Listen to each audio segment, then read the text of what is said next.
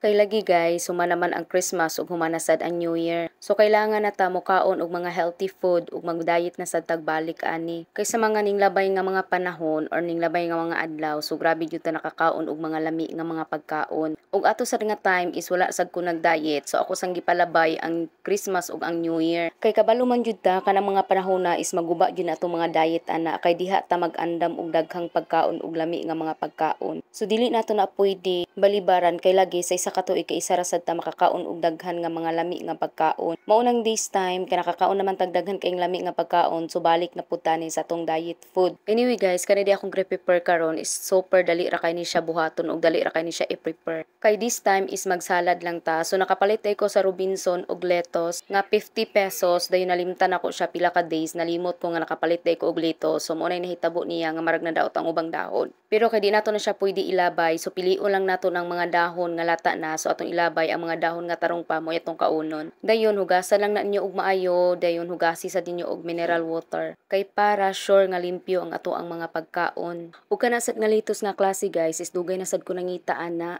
Kay lagi every time nga moadto kog market is wala ko kakita inana nga lettuce nga klase. So sa Robinson ra siya pwede nimo mapalit. Kay mas crunchy man gud na siya nga lettuce versus nimo atong lettuce nga mara siya repolyo og klase. Ug nag-add na ko ang watermelon ug orange nga kiat-kiat. Kana bitang orange nga gagmay guys, kay diri mo gud sa moa ang among gingalan anang orange is kiat-kiat. Dayon para na special lami ang atong salad karon is nag-add lang ko ang non-fat nga yogurt. Ug mao din na permi nga yogurt ang akong gigamit guys kanang Pascual nga non-fat. Pero maskin unsa nga klase nga yogurt guys is pwede ra sad siya ha. Pero guys, mas better nga non-fat yogurt ang gamiton ninyo pero medyo pricey lang siya o gamay. Ug kanidi nga time guys is bago kong ligo. So before ko nagligo, nagandam sa kudaan sa kong salad kay para nya guman ako ligo is mukaon na lang ko. So mo nang mga unday ta ninyong tanan guys. Ug diri na dita na human guys ug maoras na akong i-share sa inyo for today's video. Bye oy.